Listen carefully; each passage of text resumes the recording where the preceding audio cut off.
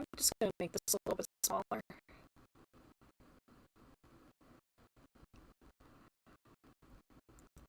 Get rid of the wrong toggle. Get rid of the wings so that way I can be a little bit more compact over in my little corner of shame, if we're being honest. Because today I have a very special stream for you guys. As you know, I'm not a streamer, but I just a little silly tonight, and I thought I always make videos, and I have several that I need to edit, and I don't want to. Plain and simple, I don't want to. Also, I think my lip syncing might be like worse than usual. Like, it's never good because this model is rigged really badly. But I think there might be like some horrible lag. I don't know. But anyways, today we are reading Homestuck because I was gonna play Needy Streamer Overdose, Overload, whichever it is in English. But that didn't pan out because my hard drive decided to be mean when I restarted my computer, and it's gonna take a couple hours before it sorts everything out because Mac moment. That's a rant for another day. I turned on Apple entirely. Like I always hate when VTubers start out with like a 40-minute exhaustive before getting into the main topic. But this is my channel, so I'm just gonna rant about Apple for a second. So many years ago, maybe about 4 years ago, I switched to the Apple ecosystem because at the time I was a Windows user, and I was just sick of it. Like, every computer I had was doo-doo smelly dog poop, but I thought that maybe the grass is greener over an Apple. And it was for the first 3 years. And then out of nowhere, whenever they brought in that liquid glass, something about an update just like fundamentally broke a lot. Like, it isn't just the liquid glass. Like, they also did something on the hood that just made things bad. But anyways, I don't need to rant about Apple right now. I need to rant about Homestuck because we're reading Homestuck today. We're starting from the top because, unlike me, I don't know if you guys have actually read it. So, here we go. Homestuck. A young man stands in his bedroom. It just so happens that today, the 13th of April 2009, is this young man's birthday. Though it was 13 years ago that he was given life, it is only today that he will be given a name. And what will the name of this young man be? Zoo Smell Poop Lord. Try again, smartass. John Egbert. The name of our hero for the next something thousand pages. Your name is John. As was previously mentioned, it is your birthday. A number of cakes are scattered about your room.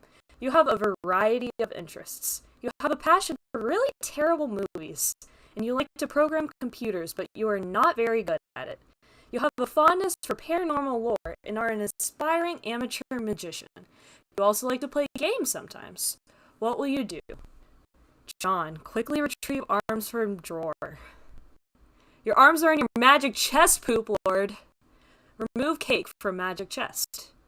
Out of sympathy for John's perceived lack of arms, you pick up the cake for him and put it on his bed. John, quickly retrieve arms from magic chest. Then he just grabs them from there. You retrieve your fake arms from the chest. You use these for hilarious antics. You captchalogue them in your Silodex. You have no idea what that actually means, though. There are other items in the chest.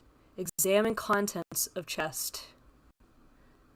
In here, you keep an array of humorous and mystical artifacts, each one a devastating weapon in the hands of a skilled magician or a cunning prankster. You are neither of these things. Among the artifacts are 2 fake arms currently captchalogued in your Silodex, 1 pair of trick handcuffs, 1 stunt sword, 1 magician's hat, 1 pair of beagle puss glasses, several smoke pellets, several blood capsules, and one copy of Colonel Sassacre's daunting text of magical frivolity and practical japery, and one copy of Harry Anderson's Wise Guy by Mike Cavney. Some of this stuff might come in handy at some point. For now, you decide to just take the smoke pellets. A little side note. I thought that this was like a made-up phrase, Beagle Puss Glasses, but it's a real phrase, though not a common one. Although the jury's still out on whether Harry Anderson's Wise Guy is a real book or not. I tried to buy it off of Amazon when I was really into Homestuck, but the two reviews were both by John Egbert and some random person from about 20 years ago, when Amazon only sold books. So I have no idea if it's a real book and if it's still in print. John, Captcha-Log smoke pellets. You stow the smoke pellets in one of your Captcha-Log cards in your Sylladex. You still aren't totally sure what that means, but you are starting to get the hang of the vernacular at least. You have 2 empty Captcha-Log cards remaining. John, equip fake arms. You aren't totally sure if equip is a verb copacetic with the abstract behavioral medium in which you dwell, but you give it a try anyway. Unfortunately, you cannot access the fake arms. Their card is underneath the one you just used to Captcha-Log the smoke pellets. You will have to use the pellets first in order to access the arms, but this is probably unadvisable since you just make your room lousy with smoke. Your Syllodex's fetch modus is currently dictated by the logic of a stack data structure. You're never all that great with data structures, and you find the concept puzzling and mildly irritating. But with any hope, perhaps you will advance new, more practical fetch modi for your Sylladex with a little more experience. John, examine Problem Sleuth poster. Is it even possible to get any more hard-boiled than that? You really doubt it. This poster is one of your wisest purchases. There is a nice spot on the wall next to it. You've been meaning to hang another poster there soon. So this is the old merch site that they used to use a lot back in the day. I guess it still exists. I didn't know that. Sauce. Man, is everything sold out? No, it's not. That's cool. That's cool. Problem Sleuth was another one of their comics at the time that this was made. I think it's not even on the site anymore.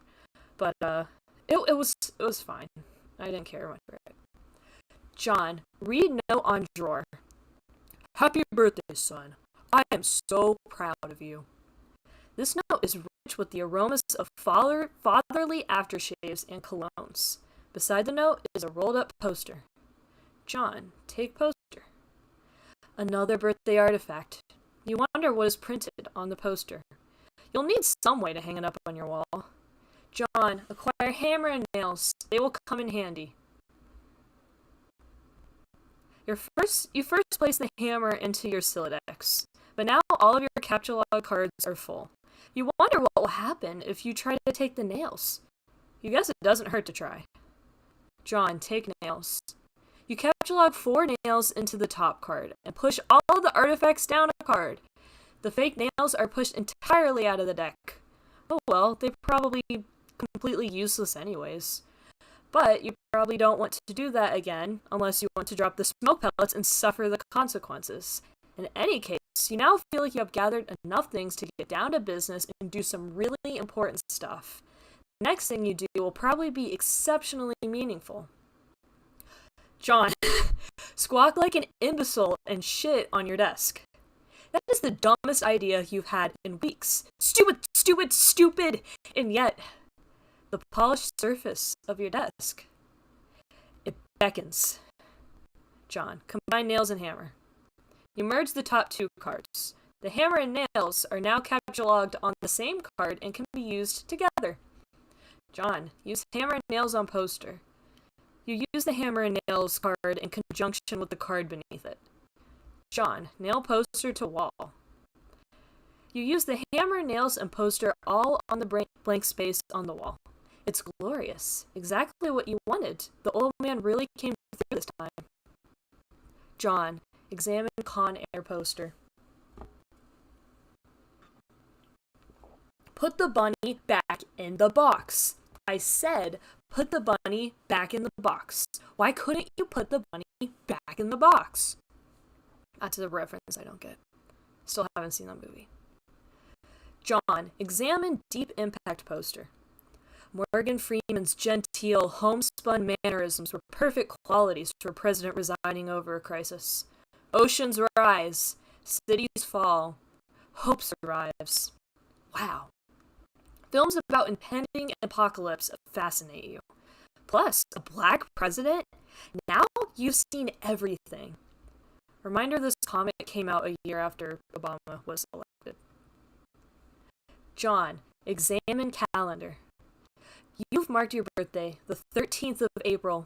Another day you marked was supposed to be the arrival date for the highly touted Spurb beta launch. It's been 3 days already. It's starting to become a sore subject with you. John, eat cake. You are sick to death of cake. You've been eating it all day, and you have no intention of clogging your Silodex with it either. The cake stays put for now. You hear a noise from your computer. Someone is messaging you. John, examine incoming message. You pull up to your computer. This is where you spend most of your time. You decorated your desktop with some rather handsome wallpaper you made yourself. You are really proud of it. Your desktop is also littered with various programming project files. You are so bad at programming, you sometimes wonder why you even bother with it. Your Pastor Chum application is flashing. Someone is trying to get in touch with you. Only one of your chums is logged in. He sent you a message. John, open message. I don't know how to separate which one's which, but hopefully you can get that through the inflection of my voice. Hey, so what sort of insane loot did you rake in today? I got a Little Monsters poster. It's so awesome. I'm going to watch it again today. The apple juice scene was so funny. Oh hell, that is such a coincidence. I just found an unopened container of apple juice in my closet. It is like fucking Christmas up in here. Okay, that's fine, but I have one question and then a word of caution. Have you ever seen a movie called Little Monsters starring Howie Mandel and Fred Savage? But the seal in the bottle is unbroken. Are you suggesting someone put piss in my apple juice at the factory? All I'm saying is, don't you think Monster Howie Mandel has the power to do something as simple as reseal a bottle? Try using your brain, numbnuts. Why did the fat kid or whoever drank it know what piss tasted like? I mean, his reaction was nigh instantaneous. It was the 15th day in a row Howie Mandel peed in his juice. Okay, I can accept that. Monster B-list celebrity douchebags are cunning and persistent pranksters. Also, Fred Savage has a really punchable face. But who cares about this? Let's stop talking about it. Did you get the beta yet? No. Did you? Man, I got 2 copies already, but I don't care. I'm not gonna play it or anything. The game sounds boring. Did you see how it got slammed in Game Bro? Yeah, Game Bro's a joke, and we both know it. Yeah, why don't you go check your mail? Maybe it's there now. Alright. John, look out window. You see the view of your yard from your window. Hanging from the tree is your tire swing. In a kid's yard, a tree without a tire swing is like a proper gentleman without a monocle.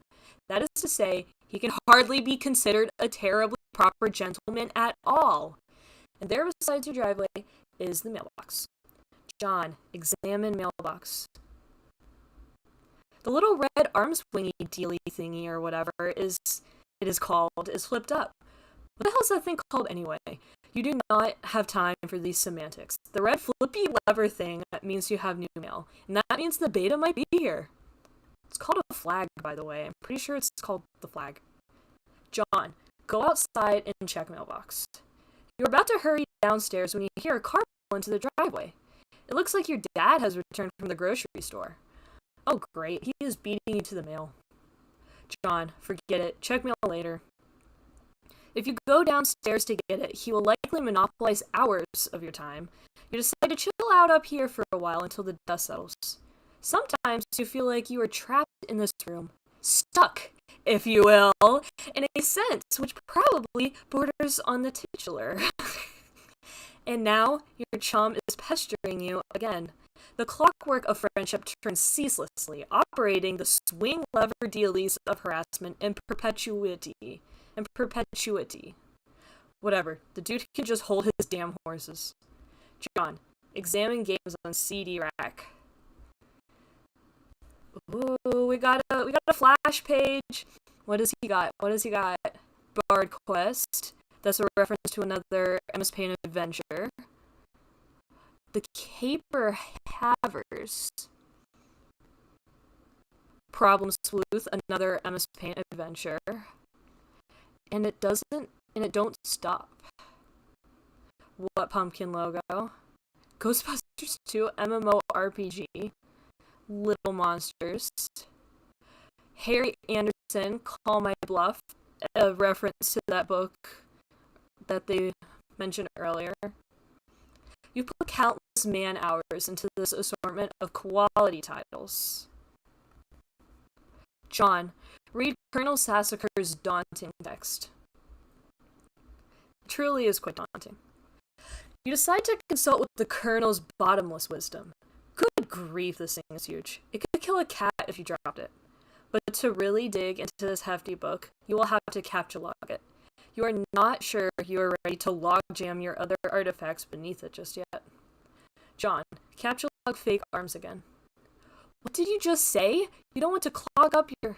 Oh, Jesus. In a momentary lapse of concentration, you accidentally capture log the arms again.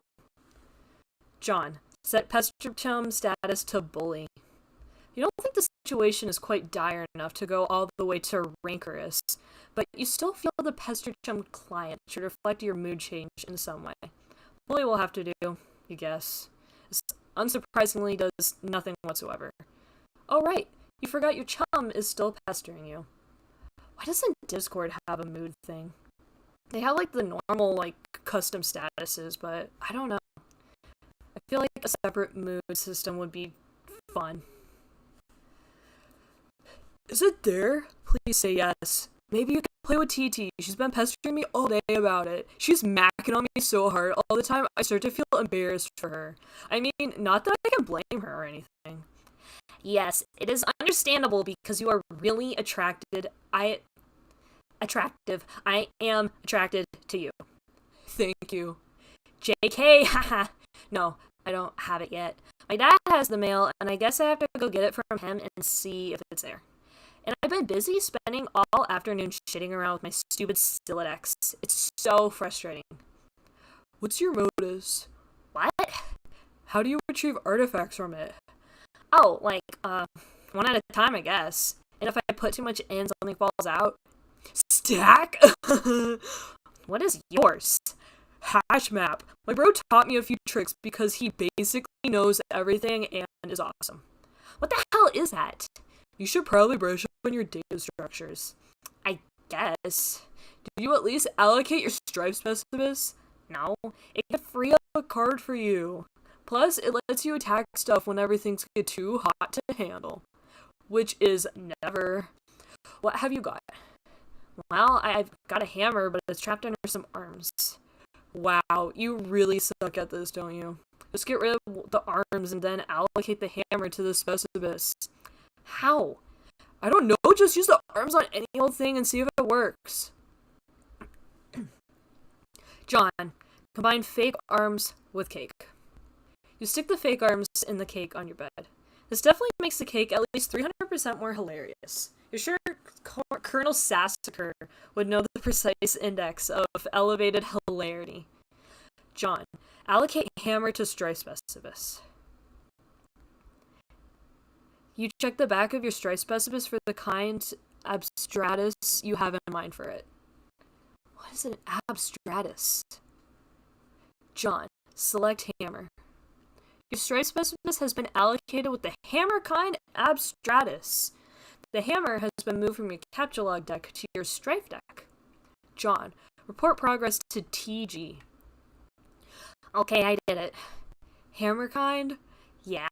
Okay, that will be the permanent allocation for your specifists. I guess I should have mentioned that. Um, Hope you like hammers, dude. Yeah, that's fine, I guess. I can't imagine it's gonna be all that relevant. John, Captcha Colonel's big book. Now that you've got some space in your Siladex to work with, you figure you might as well start squandering it immediately. Ordinarily, this ridiculous book would be way too heavy to carry around in any practical way.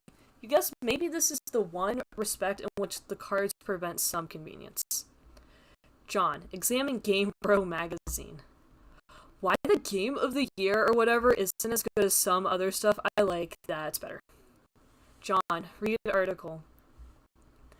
So, okay, Spur is this game that a lot of cats seem hella pumped of. And this beta is sitting on my desk for review, so I'm like, yeah, man, I'll write something. But I don't know, I'm like, so is this about houses or some noise? That's fine, I'm sure that's like fucking dynamite in a handbag for some brosifs. But all I'm saying is, when do you get to thrash anything? While you're playing house or some shit, are you ever in jeopardy of getting mud on your doll's dress or whatever from bursting out, and I quote, the mad stunts all wicked uppins? Know what I'm saying, bro, Yama? I didn't actually play this game, but I gave it 1.5 hats out of 5 hats to keep it real. At this point, I'd like to give a shout out to my boy Dennis, who was all over the other day. We were going to chill in front of the Dark Knight, and he was so psyched of it, y'all. So this one time, he was leaning against the screen door, and the shit popped open, and the back deck was wet, and he slipped down the steps and broke his thumb on the lawn. It wasn't a long fall, but hey, I guess a thumb bone wasn't made for supporting the front of a hugely useless tool against wet grass. We never did watch Dark Knight on account of Ron trucking his ball and candy-ass girth to the hospital. But it's cool. I still got another watch of me, bro. Tell Rwanda. Bro notes. Dennis was so wasted. I mean, damn. Rating for Spurb. 1.5 hats. John. Captcha Game Bro. It might come in handy if you ever need something that burns easily. John. Captcha Magician's Hat. You expend your final card on the Magician's Hat. John, get funny glasses too.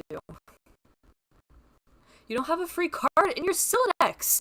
However, you are able to merge the Beaglepuss with the Magician's Hat to create a clever disguise. Why did it just hyperlink to the Beaglepuss?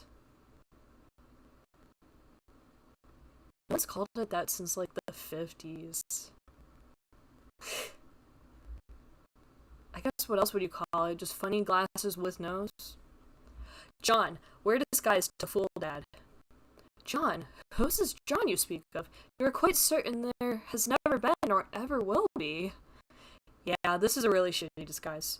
While you are wearing the items, they remain on the card, but it is temporarily removed from the deck, thus freeing up the cards beneath it. John, leave room. You exit into the hallway. On one wall hangs a picture of a fella who sure knows how to have a laugh. A man after your own heart. You always thought he looked a lot like Michael Cera, but your dad swears on the many hollowed tombs of Egypt that it is not. You're not quite sure about that, though. On the other wall is one of your dad's stupid clowns, or harlequins, as he is quick to correct anyone who would venture such a brazen assumption. John, go downstairs.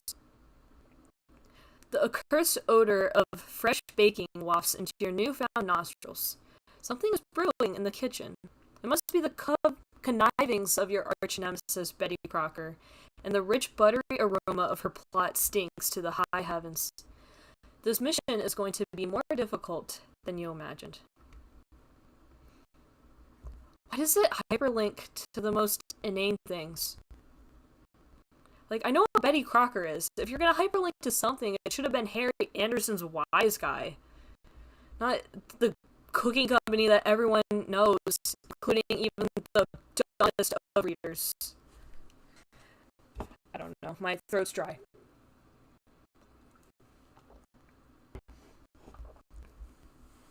Reading this out is a lot more long and boring than I was anticipating. A lot of people don't even like Act 1 of Homestuck. They're like, can I skip over it? I want to get to the part with the trolls. And it's like, Act one is good. Like, not as content like I thought it was going to be, but it's a good read, and it builds up the Homestuck. Because if you go right into it, it's gonna be too much.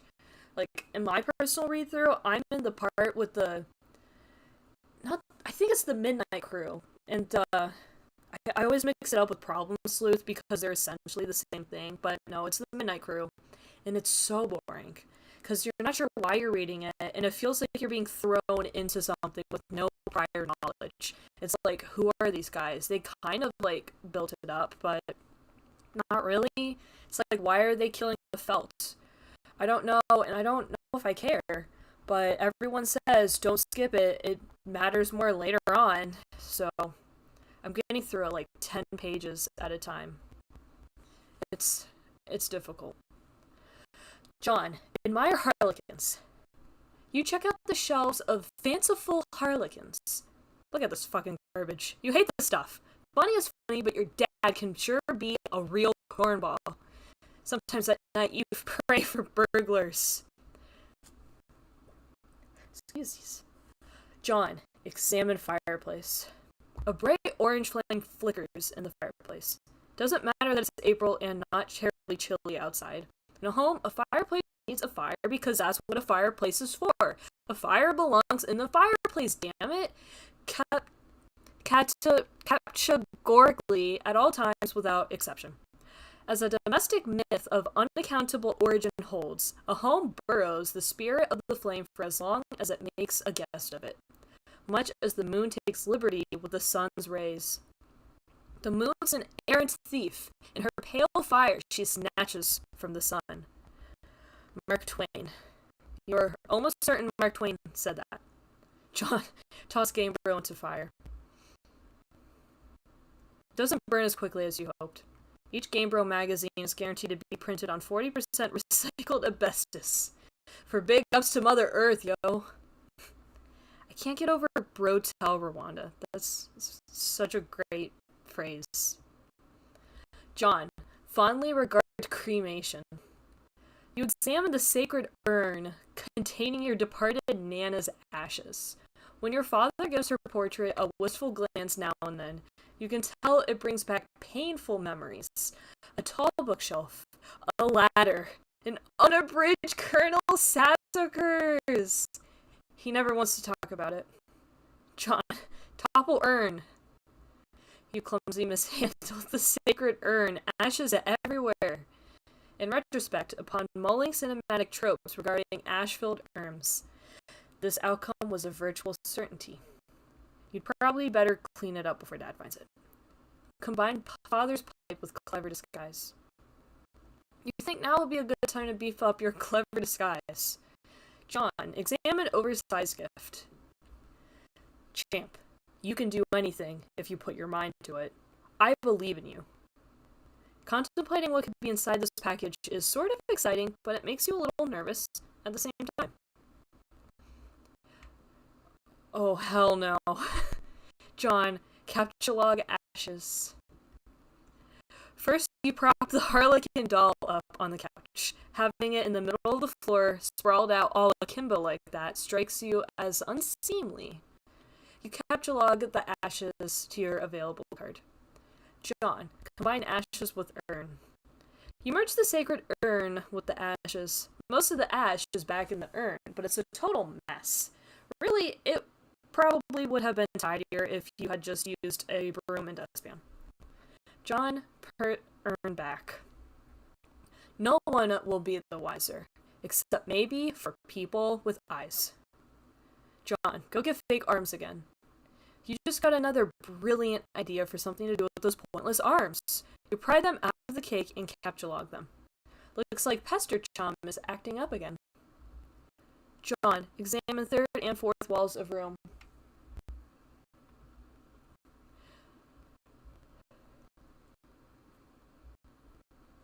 Examining. Looking, examining. John, check Pester Chum. Another one of your chums is messaging you. I understand you have recently come into possession of the beta release of the Game of the Year, as featured in respectable periodicals such as Game Bro magazine. That's an ugly rumor. Whoever told you that is a filthy liar, and you should probably stop hitting on him all the time or whatever. I can't control myself. I must have a weakness for insufferable pricks. Anyway, I still haven't checked the mail. My dad hasn't. I'm trying to go get it from him, so BRB. John. What? You're wearing one of your disguises now, aren't you? You are typing to me right now while wearing something ridiculous. No, why would you even think that? That's so stupid. Okay, why don't you go get the game from your father? Alright, wish me luck. Oh, by the way, JK, I was wearing a fanny disguise this whole time. Gotcha! I know, John. John, go back downstairs. You can now execute that brilliant idea you had. There should be just enough frosting on the fake arms to serve as an adequate adhesive. John, attach arms to doll. You don't care what Colonel Sassacre says. That makes it at least 1,000,000% funnier. So I hate whenever they put he because I can't laugh like that on cue. Maybe I'm just a bad actor. Not in that way. John, inspect burnt paper on the floor. Provolone.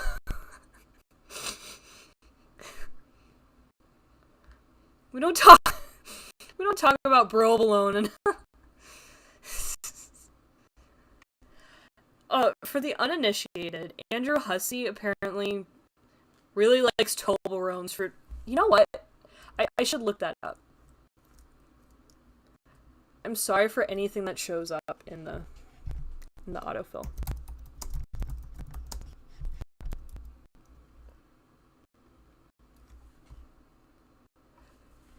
Toblerone, Emma's Paint Adventures.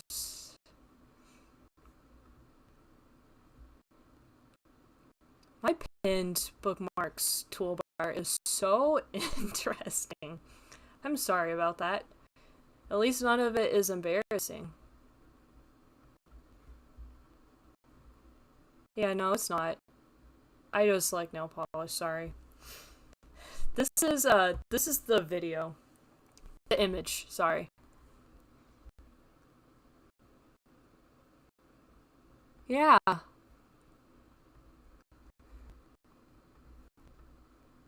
It's a cave and a Toblerone.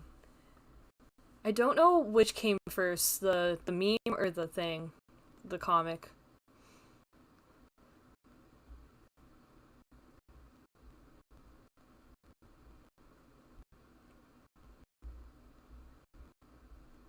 Yeah, he just really likes Toblerone for some reason. I don't know.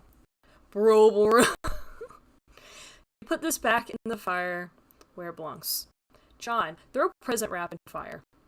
As long as you're cleaning up. John, captcha doll. You can carry hefty items, but that thing is just way too big. Get real. Besides, you don't even want it. John, read Colonel Sassacre's text.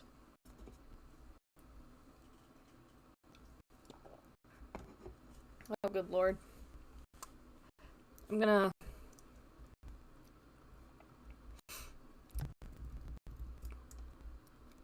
Hell's bells, we are having a mighty sporting time of it. Hold fast, my intrepid fellow pranksmiths. We merely nicked at the mahogany of our japing chests.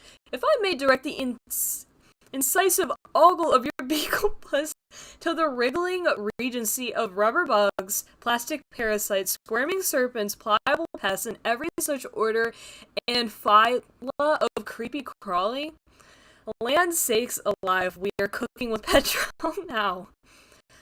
In further exhibits, we shall dwell on artifice useful to your exploits. Is your pappy's rod and reel handy? What about a bit of iron cord? It shouldn't prove elusive. Bring those writhing rascals to life and set the nerves of some old maid to the wreck of Hesperus. Do you have a bothersome aunt who never seems troubled to find ways with your sunny afternoons?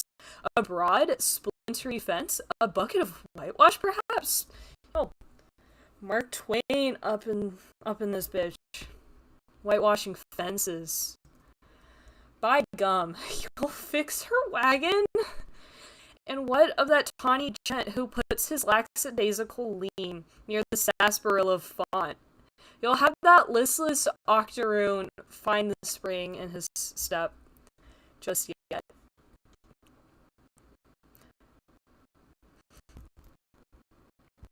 I just took like 1,000 psychic damage just from reading that.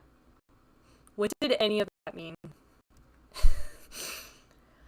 You thought about consulting the text to determine exactly how hilarious the doll is now, but this text is way too big to navigate in a timely fashion. You decide to forget it.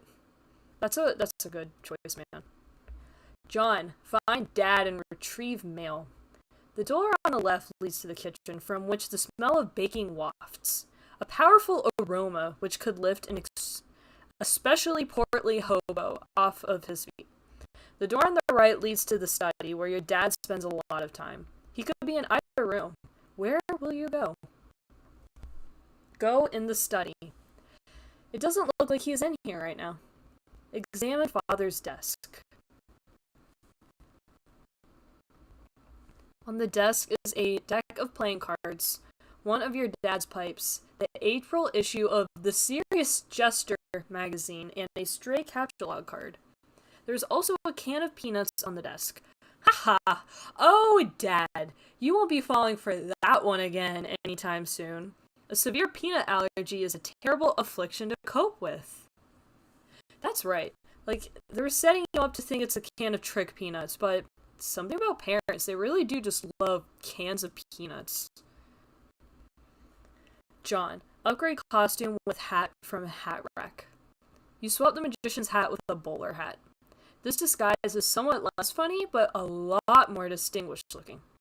John, combine second pipe with clever disguise. Your dad maintains numerous pipes around the household. A father without a pipe is like a strapping roughneck without a toothpick. That is to say, he is a rather piss-poor excuse for a roughneck, if you ask me. You'd rather not take the pipe, though. The first one tastes bad enough as it is. How you suffer for your comedy. John, examine captcha card. Yes! This will be perfect for expanding the space in your silhouette. Arrgh! Okay. Sound page alert. I forgot about this. Hopefully the audio will play. I was having troubles with that earlier when I was setting up the stream.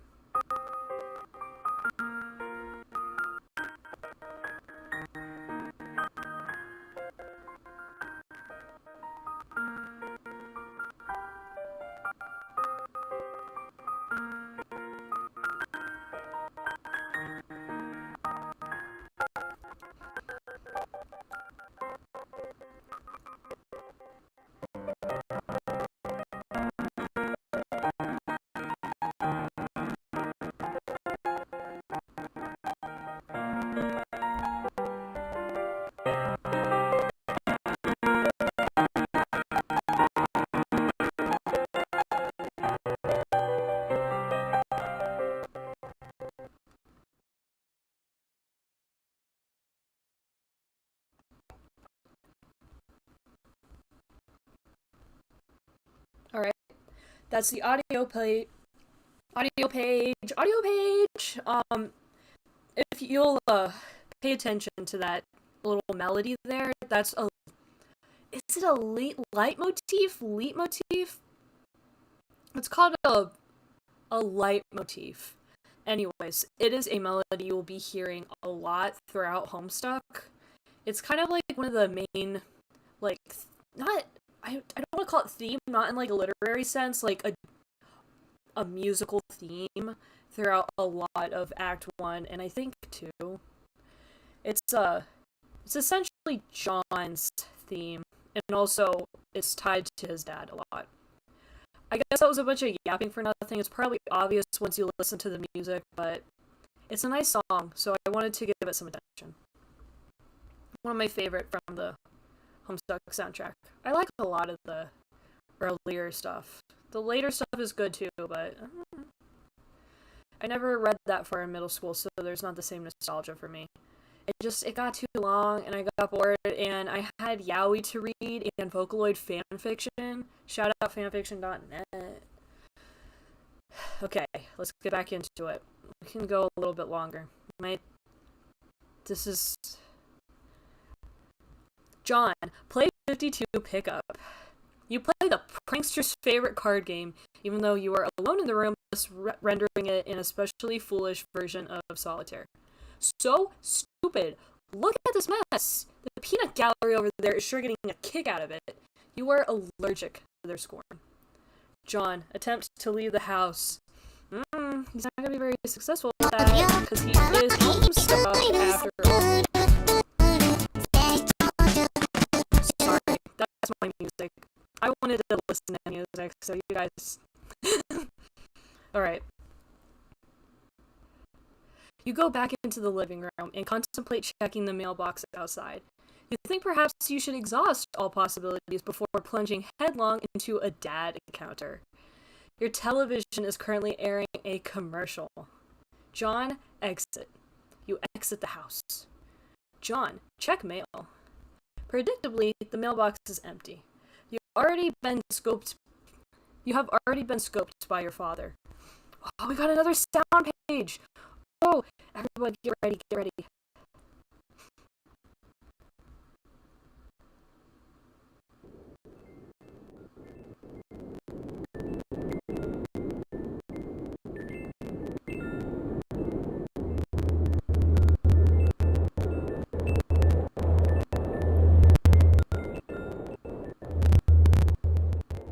There isn't much music there, so I'll just start reading it. The streets are empty. Wind skims the voids, keeping neighbors apart, as if grazing the hollow of a cut reed, or say, a plundered mailbox. A familiar note is produced. It's the one Desolation plays to keep its instrument in tune. It is your 13th birthday, and as with all 12 preceding it, something feels missing from your life. The game presently eluding you is only the latest sleight of hand in the repertoire of an unseen riddler, one to engender a sense not of mirth, but of lack. His core schemes are those less of a prankster than a common pickpocket. His riddle is absence itself. It is a mystery dispersing altogether, like the moon's faint reflection, with even one pebble of inquiry dropped in his black well. It is the most diabolical riddle of all. Absence diminishes little passions and increases great ones, as wind extinguishes candles and fans a fire. Walt Whitman. Yes, you're certain Walt Whitman said that. 100% positive. You have a feeling it's going to be a long day. However, this will not be a long stream, because as my first stream on this channel, my throat is tired and it's getting dry, and I'm getting tired. I think 45 minutes for a first stream on the channel is, I think that's appropriate. Start small and get bigger. Or something like that. I don't know, that could be turned into a euphemism somehow. But anyways, it is bedtime, and also I have laundry to fold. I have to fold laundry now. So, with that, good night, Homestuck, and good night, my little